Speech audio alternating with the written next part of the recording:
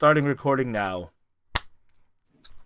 All right, we were doing this thing before recording. We go, all right, all right, all right. All right, all right, all right. What up, YouTube? Welcome to the Dial-Up Podcast, the Nate and Noah show, starring the man of the hour. This is Noah. Say hi to the people, Noah. Whip, whip. How's it going, folks? Oh, today we actually have video of you. So, like, I know it's a rare occurrence, but it's actually happening for once. The stars have aligned. well, hopefully it doesn't conk out. This is the Dial-Up Podcast after all. I am the host of choice, Kuya Nate in the house. Hello, welcome to our podcast where we look back fondly at the 90s and the 2000s and just talk about whatever's on our minds, I guess. Noah, how are you, first off? Well, I'm doing pretty good. Was able to been able to get out and see a couple of friends in person, which is nice. Locally within my area of the city. I would have come to your neck of the woods, but I don't feel like I don't want to ride the bus for that long. Bring a lunch, buddy. Bring a lunch. Stay away from my thrift store. Yeah. I'm trying to limit my exposure. Yeah, that's right. COVID restrictions in our city have loosened a little bit. We were like, what would you call it? Like code red, like the hardcore lockdown for a month, I think. At least 2 months there. Yeah. Yeah, right before Christmas is when it went to code red. Well, November last. Did you hear that there was like the merging of the mutant viruses are like merging? The one from Europe and I guess there's one in the States. Okay, this is not a medical podcast, but like there's a super bug. Like what the hell? It might not even be immune to the vaccine, which I'm probably gonna get soon. My God, it's like some kind of COVID Megazord. Can you imagine if they made a Megazord inspired by COVID, like the picture of it, the blown up one? That'd be hilarious. Suction cups everywhere. Fat Zord, activate. That would make a good enemy, though, eh? You know what? I kind of want to draw that now. Oh, you draw it, and we'll put it as the thumbnail for this podcast. Done? Send it to me later, okay? I will get started on that tonight. Absolutely. So today we never really have any topics, but I think we were talking about it last podcast. We were going to talk about some of the top late night viewing from when we were younger. So I grew up mostly in the 90s. Like I was born in the 80s, raised in the 90s. Noah, what's your story? Like 90s, 2000? I mean, I was born in 94, so by the time I was able to stay up late enough to see late night viewing, it was around the early 2000s, yeah. That was the time of YTV's anime block, their late night British sitcoms, the Detour on Teletoon. Remember that? Anyone? I was here for like the early days of anime. Even though anime was always kind of been there, just we didn't call it that. But like when Dragon Ball got really big, they didn't know what to call it. They were calling it like Japanimation. I know. And then PJ Phil, friend of the show, he's like, the real term is anime. I remember one of the segments he was doing, he corrected Canada, and he's like, it's not Japanimation, that's not a thing. It's called anime. Set us right, PJ Phil. Set us right. It's funny just how much the Canadian anime fandom owes to YTV, especially in those early years. Oh man, we owe a lot of our, like especially you and I who grew up in that era, like a lot of our culture definitely is YTV. Funny thing is, that PJ Phil interview that we did for Thrift Dweller? Yeah. It's still getting comments to this day. It's a good interview, man. Oh, it's horrible. We were talking over him. We didn't give him time to answer. It was shot with my like shaky camera. Just like 4 Filipino fanboys gushing. Hey, you know what? PJ Phil's charisma and natural presence just shine through, though. Okay, you know what the number one comment is for him? What? He should be cast as a new Mr. Miyagi. A little bit racist. Dude. A little racist, but I'll accept it. I'll accept it. You imagine, though? PJ Phil is Mr. Miyagi, the Canadian Karate Kid. Oh, man. Next podcast, Noah. Okay, we'll get into our late night viewing top 3. I have 3. I think you have 3 as well, right? For the top 3 viewing? Yeah. But next podcast, I think it would be really fun to examine the careers of PJs from YTV after they left. Man, Are you thinking of PJ Sugar? I know you are. Sugar and Carlos, yeah. There's actually a lot of fun. Sugar's had a bit of an acting career. Let's talk about what it's like to be a kid watching TV late at night when your parents probably wouldn't have let you. Well, it'll be fun. We can share some stories here. You want to go first, Noah? Sure, I'll start us off. So, speaking of anime, one of the first late night or most significant late night TV viewings of my childhood was a little show called Inuyasha. I'm sure a lot of people my age in the comments remember that and are probably having a nostalgia flashback right now. It started airing around 2003 on YTV, and it became a really huge hit up here in Canada.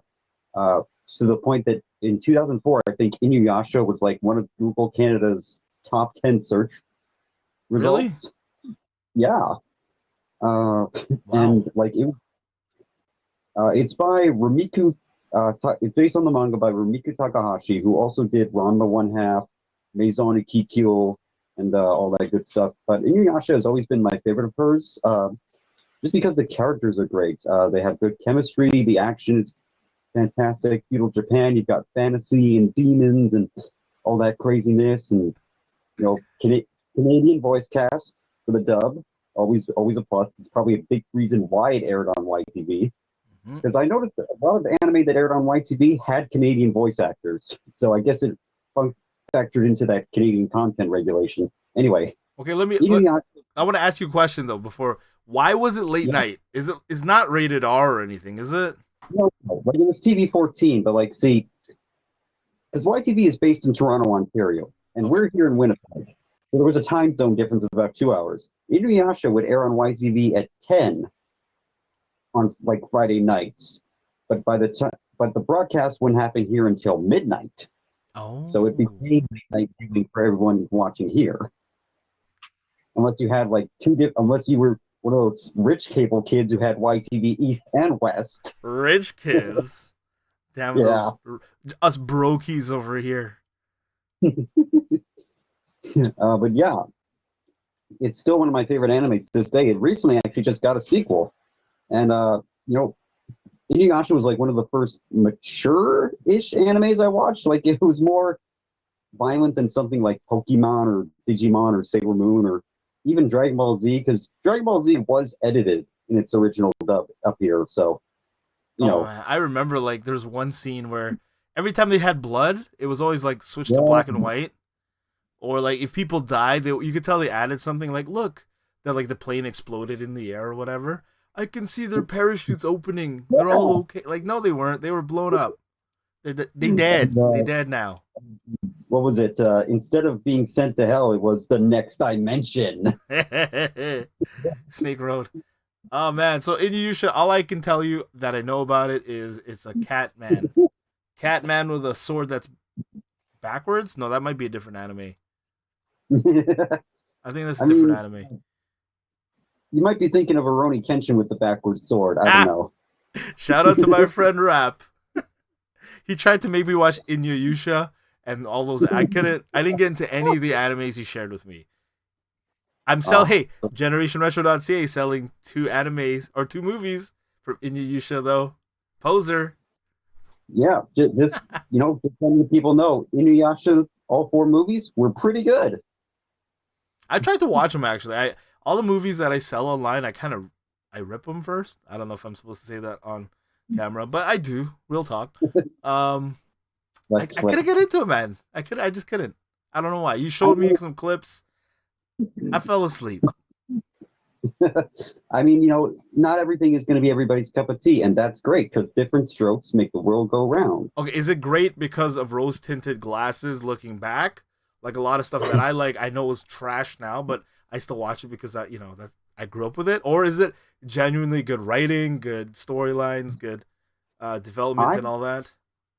I genuinely believe it's a good storyline with good character development, and actual stakes and consequences. The plot moves forward.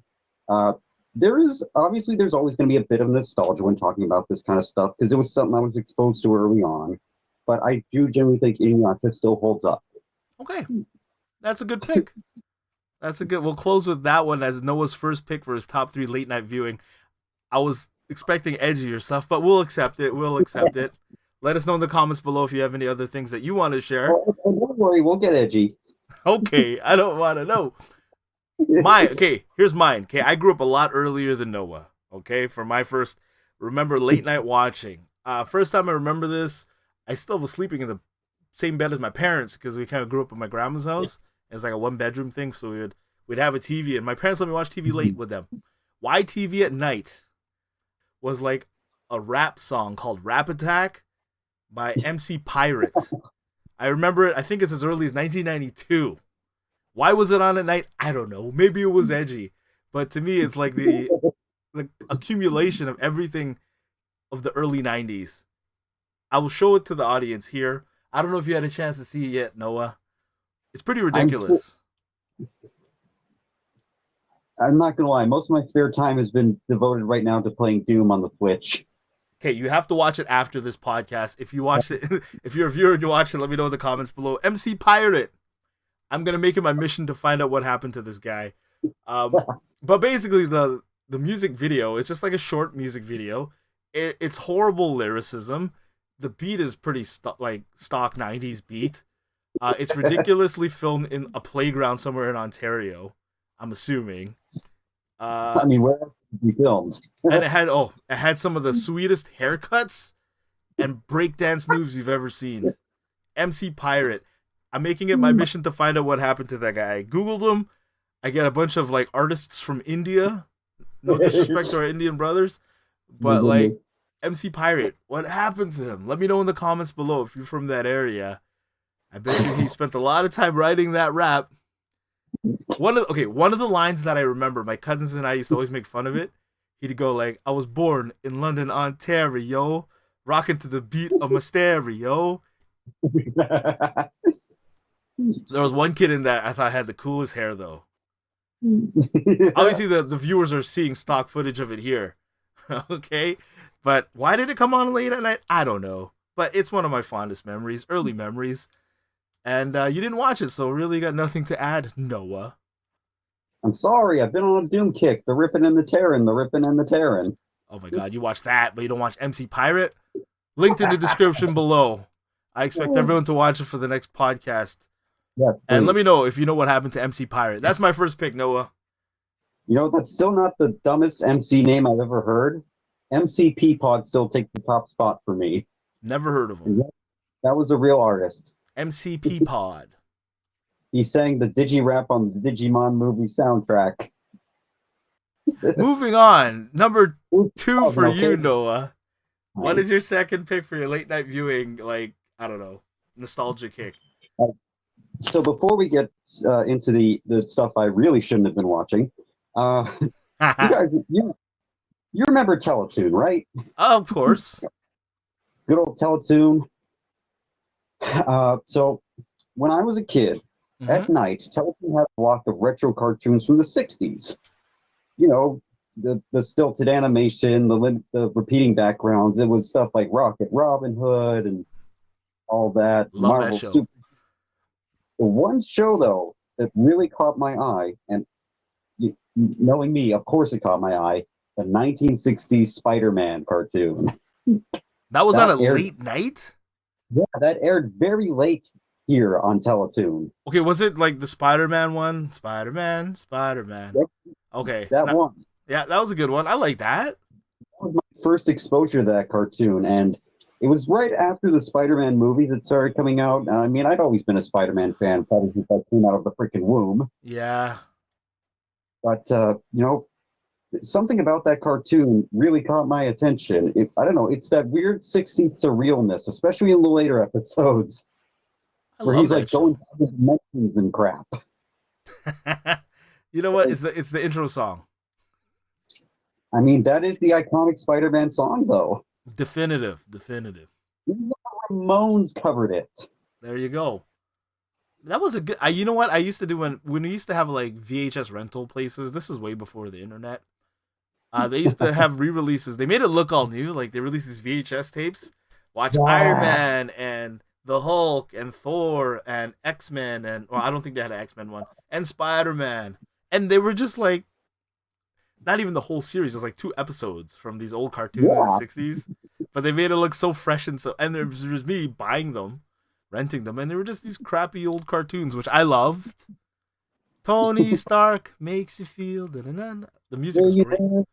Steel. Oh, and did you see the Fantastic Four from that era? Yeah, with the robot instead of the human torch. Herbie. Herbie The the robot. robot. Was it because Human Torch was too difficult to animate, or was he just too No, risque?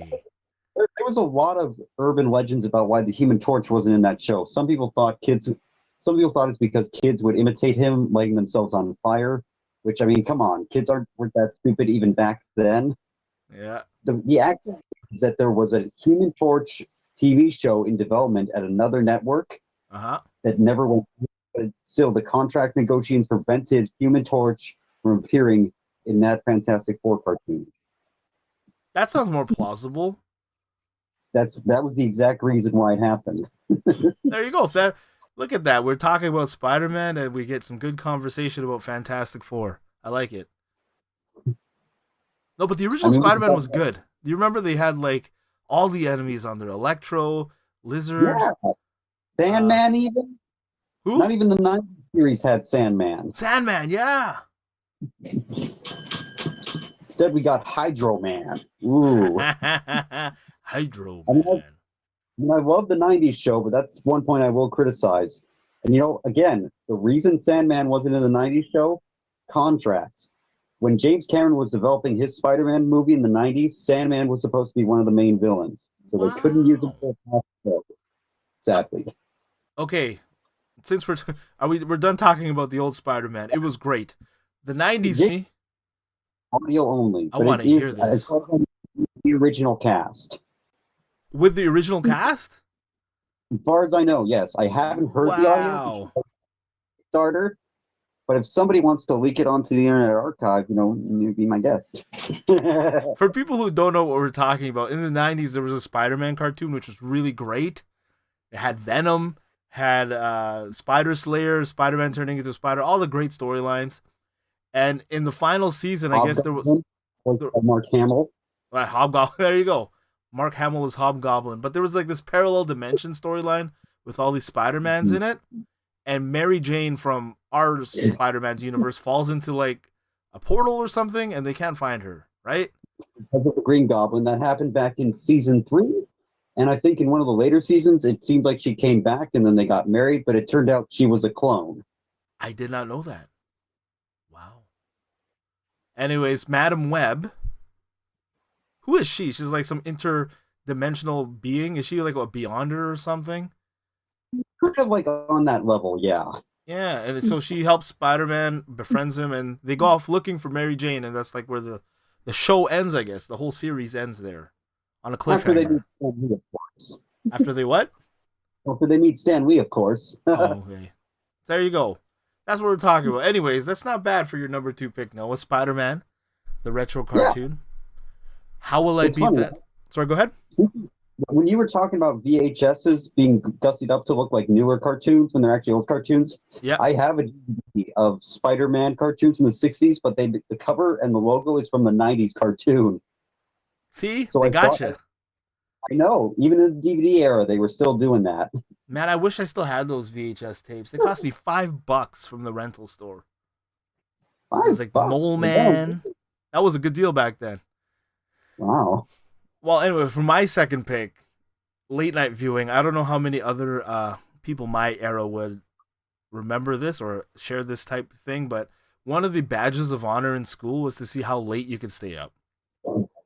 And one of the like pinnacles that you stayed up really late is when you caught the YTV sign off, and then they did the playing of O Canada.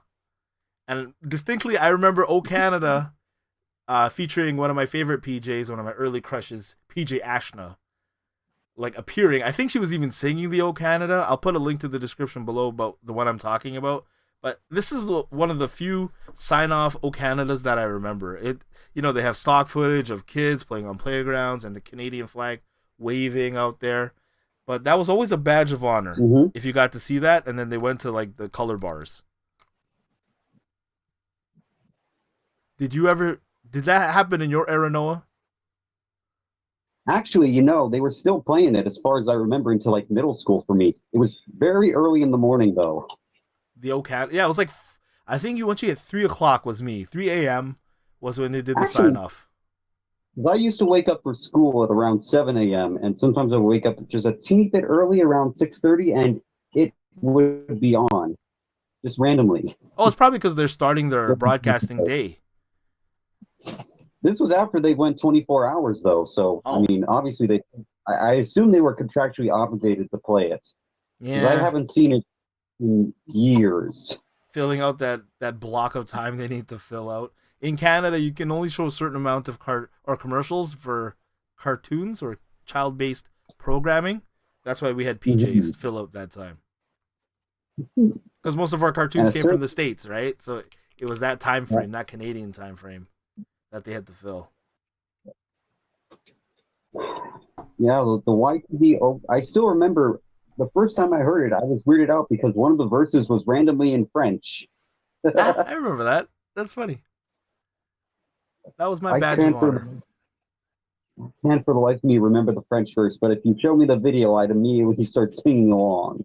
I'll be playing the I video remember all here on our the, podcast so people can see I it. remember all I remember all the visuals, the kid going down the slide, the Hmm. slow motion flag waving. We were probably talking about the Oh, same one. I think it was sung by PJ Ashna because she was having like a singing career thing, trying to blast off. This is what she looks like today, folks. Um, I'm showing it to the people, Noah. But that's it. That's all well, I have to talk about. My number two pick was just the whole staying up badge of honor thing. all right. So for my third pick, now this was also on Teletoon, but it wasn't as wholesome as 1960s LSD Nightmare Spider-Man. Lolita. Undergrads. I can't. You make me feel so old, Noah. Continue. Well, Undergrads was on when I was like in university. I'm sorry. I I watched know. it as a young when I really shouldn't have been. Did you get half the jokes? No, I did not. Give us I a didn't know what sex was about it, okay? give us a I was synopsis. What is Undergrads for people who might not have seen the show? So Undergrads is a very short-lived but very beloved 13-episode animated comedy series about a group of friends: Nitz, Rocco, Gimpy, and Cal. Cal. Hey, guys! Great the, power school, comes great responsibility. the school spirit is a vengeful spirit, guys. That's a good show. But basically, it was a story of four friends who grew up together, going off to college, and just their misadventures of adapting to that life, relationships, and all that, and just it was funny. Anyway, they're I think they are working on a revival movie right now. I'm not too sure, but they could. I think they are. Oh I'm not yeah. sure if it's being funded yet or not. There have been rumblings about it for years. The creators tried so hard to get a revival off the ground for so long, and thank God the fans have kept it alive for so long. Trivia. The first time I ever heard "Good Charlotte" was the intro song to Undergrads. That was a good song, but I can't Oh remember it yeah. right now. Come and talk to me on my computer There it is. screen. Yeah. But I found as easy as they seem. There you Yeah, go. Man, there click. was. You were watching. How old were you when that was out? Probably 8 or 9. So I really Wow. my okay. Here's the Wow. my mom actually caught me watching it one night, Uh and huh. she was happy with me. She forbade me from watching TV that late on that channel ever again, which Man, of course never stuck. no. I'm sure that happened to a lot of people watching right now. I mean, that's isn't that like a rite of passage in childhood though? See, my Beavis and Butthead was your Undergrads, I guess. My mom actually, what's funny? I have two older brothers. My mom hated Beavis and Butthead too. Oh man, I watched that. I used to think it was great, and then I watched it back. I'm like, this is the worst. It was not even well written. It was just like I don't know, shock value type humor and music videos that were spliced in. You know, it wasn't Honestly, that good. honestly, the best part is when they make fun of music videos. It's Oh kind of yeah, like a Mr. Peter 3000 sort of thing. but when you buy the DVD set, which is what I have, they don't have any of the music video stuff. You're stuck So, with the storylines. Okay, so that was what was your undergrads? That's a good pick. That's a good show. Make me feel old because I was old already when that came out. Um, for my final pick for our top 3 late night viewing, I think we can do this again because I have some other things. But yeah, me too. oh man, I'm torn between two things I want to share. But I think I'm gonna share this one. Back in the '90s, mid '90s, this is 95, 96. I fell into this weird habit where, like, I was in grade 7 at 8 and 9. I had basketball practice like 6 in the morning, and for some reason, one day I remember coming home and falling asleep like at 4 in the afternoon, and then waking Mm-hmm. up at like midnight or maybe 1 or 2 in the morning, and I would stay up because I didn't want to be late for basketball practice. But then it became for almost like 2 years. It became a habit where I'd get up at 1 or 2 in the morning, do my homework. I would eat, um, and I would leave the TV running on just in the background. And the one thing I always loved, and it's kind of like a comforting thing for me today. Back then, they used to have the infomercial channel, Right. you know, and I used to just, I don't know what it was, but I loved infomercials. So I would let it run in the background. Let me know in the comments below your favorite infomercials if you grew up in that era. But for me, the main infomercials were before the Foreman grill. They had this other grill, which had like a spring on top and would push down on it. It's funny because you see the same hosts for multiple of these infomercials. But Yeah. yeah, this was like a pre-George Foreman type grill that would have a spring on top. I don't know what it's called. I'm going to try to find it. And the food that they made looked amazing. As seen on TV products, almost never worked as advertised. No, no, and they had this one thing called like the ab flex. It's like a giant spaceship looking thing, and it presses against your abs, and you do crunches in the sitting position as it pushes against your abs. And they had like, yeah, they had a competition where they said, if you could invent a better machine, we'll give you $100,000. And then the next year there was this other thing. It's like a plunger called like the ab something, and you were doing crunches sitting up, and they proved it with science. It was better. And instead of claiming that check, they said, hey man, Abflex guys, send that check to charity. We don't need it. We got the best ab invention in the world. That was great. That plunger was, I wanted to buy that as a kid. And my last thing I will share with everybody is the inventor of our time, the 20th century's Benjamin Franklin, Ron Popeil. You know Ron Popeil, Noah? The name sounds familiar, but he invented the spray toupee hair thing. If you have a bald spot, you spray it. He's that guy? Oh yeah, he invented the Ronco rotisserie. That food looked amazing. He had the Ronco like noodle maker, pasta maker thing. But the one thing I really wanted to get, and it inspired me, like in my older days, was the Ronco food dehydrator. And I actually ended up getting one a few years ago, and I loved it. But it's like this weird cylindrical thing that dehydrated your food. You can make beef jerky, dehydrated vegetables to make soup later on. But I wanted to make fruit roll-ups. And that's the only reason I wanted the machine, was for fruit roll-ups. But that man is amazing. A lot of inventions under his belt. I wonder where he is today. On a yacht with hot girls in high-cut bikinis from the 90s still? Who knows? Ron Popeil, man. Let me know in the comments below your infomercials. Noah, did you watch infomercials? Actually, yeah. The ones I remember were like for a lot of cooking stuff, like knives, cookware, vegetable crispers. Was it the Miracle Blades? Yeah, those things. And like, jeez, what were some of the other ones? There was always some doctor hawking some miracle weight loss pill on late night TV. That's true. There was a lot of those, man. I think our top 3 list is done. It was great. Share yours in the comments below, people. You know what we should do? I don't think we'll ever find it, but take all those Fright Nights from YTV, right? We, we have the segments that go in between the shows, right? On my TV. Mhm. We should Yeah. remake our own. I just downloaded all the segments from Dark Knight 5. Yeah, take the segments, find clips of Are You Afraid of the Dark, Goosebumps, spooky stories, put them in, and if we can get the commercials even better, and make There like are a 4-hour thing.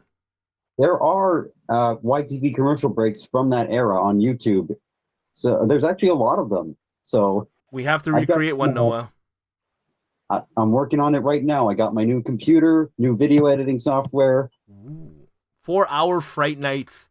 We'll upload them to YouTube, share it with you, and Noah and I will do a 1-day sleepover, but not really sleepover.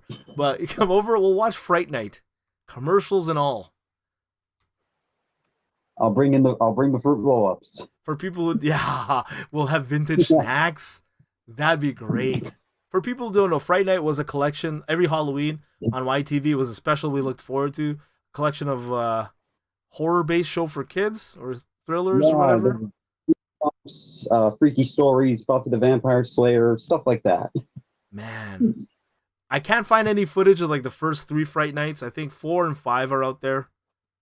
I believe 6 is also. And so yeah, the later ones is what I meant. Ontario has a full all the segments of 6. There you go. I want to find the early ones though, because the first time they did it was kind of like a let's just try this. And since it became so popular, like the numbers were the best for the whole year, they started putting more production into it. They had skits, on location segments. I think there was one segment they went to a nightclub with vampires in it or something. That was Dark Knight 4. PJ Phil and PJ Paul. Phil almost gets turned into a vampire or some stuff. He just wants to party, man. Young PJ Phil wants to party. Oh, Dark Knight 5, they're like investigating aliens. Oh, bro, we have to recreate a Dark Knight and share it for the people so that they can have their own Dark Knight parties. Oh, no, okay, we'll get on that. You make the later ones, and I'll try to find early ones. Somebody's got people. I always say, every podcast, go back, look through your old VHS tapes, because you never know what you might have. For all you know, you could be sitting on a piece of long-lost media. So look through your old VHS tapes. If you see old VHS tapes that are pre-recorded on eBay or at the thrift store, buy them. And please, for the love of God, back them up. Hey, man, if you have missing episodes of Doctor Who on old VHS tapes, that's like thousands of dollars right there. The BBC will pay you. You know what's crazy? Back in the day, to save on costs, they would record over episodes of, for people who don't know, of Doctor Who after they aired because they didn't think anyone would care, I guess. And those episodes are lost to history now. The vast majority of them are. Yeah. That's crazy to me. That is crazy. That's why we need to keep physical media alive. Noah, I think it's time to end this podcast. Yeah, I think it's time. Anything you want to share with the people? Any final thoughts? Any things you want to discuss before we go? Don't take for granted the ability.